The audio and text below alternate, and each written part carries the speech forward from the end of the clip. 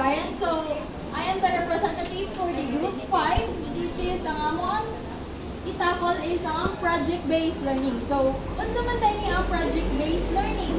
Please next. So, please read everyone. Involves a dynamic classroom approach in which students acquire deeper knowledge throughout the exploration of real-world challenges and problems. So, ang kaning project-based niya, ito, ang isang niya nga approach or pedagogy is ang mga estudyante in which na ay hands-on activity nga mahitabo. So, ang kaning sa project-based learning, it is a great way to help mga students para ma-deepen nilang conceptual knowledge and key academic concepts. So, another is, it is a process combined the application of the mathematics content with the 21st century skills such as problem solving, communication, collaboration, and critical thinking. So next, nakuan si John Dewey in which naka-recognize siya as the early prominent sa project-based education. So sa iyang book, in which in my pedagogical grade in 1897 nga book niya, naka-states dito nga, the teacher is not in the school to impose certain ideas or to form certain habits in the child, but it is there as a member of the community to select the influence which shall affect the child and to assist him properly responding to this. So, kani di ay siya, this means na ang teacher's role na di ay ani sa kaning project-based learning or PBL is dili siya i-force ang ideas bitaw sa students, kundi ang teachers mo impart sa ilaha mo mag-facilitate na bitaw sila sa learning nila. Then, next is naasad si Thomas Markham in 2012. So, we describe project-based learning as follows. Please read. PBL integrates knowing and doing. Students learn knowledge and elements of the core curriculum but also apply what they know to solve authentic problems and produce results that Okay, so ang PBL, ang students kaya take advantage sa mga digital tools nga makaproduce of high-quality collaborative products.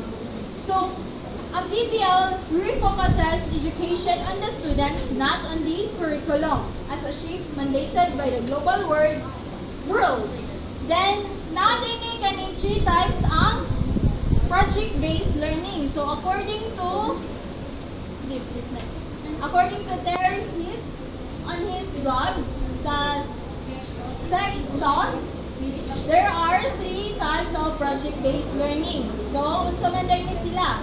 Ang una ang challenge-based learning or problem-based learning. So, please read. It is an educational approach where students are presented with authentic real-world problems or challenges to solve. Okay, so ang kanin siya diri kay mag-foster na siya sa mga challenges nga ma-encounter sa students within sa classroom or mga discussion na mahitabo. So next, ang place-based education. So unsa man ni siya? Please read everyone.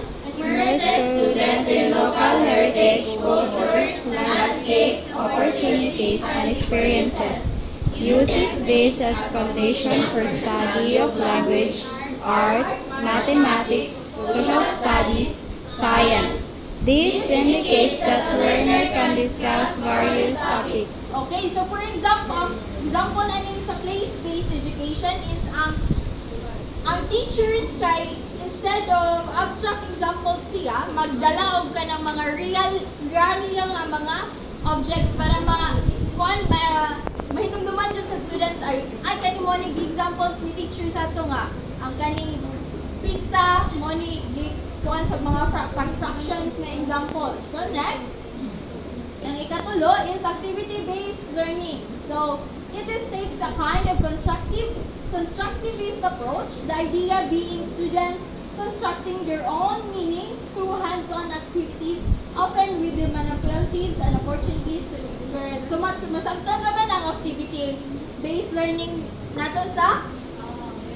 Okay, so, next is arita sa teacher's role in project-based learning. So, first, kaya mag-facilitate sa mga students learning mo naman to, mag-guiya ang mga teachers para sa learning sa students.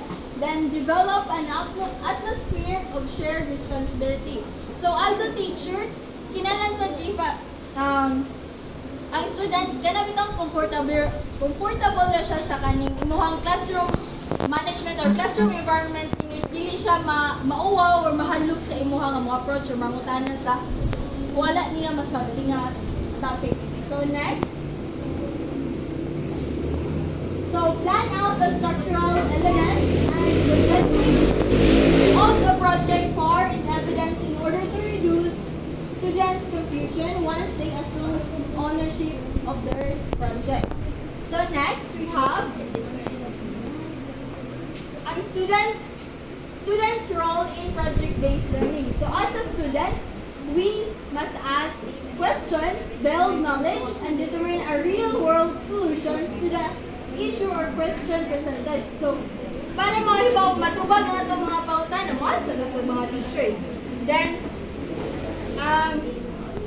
kani sa diri, students must collaborate, expanding their active listening skills, and requiring them to engage intelligently.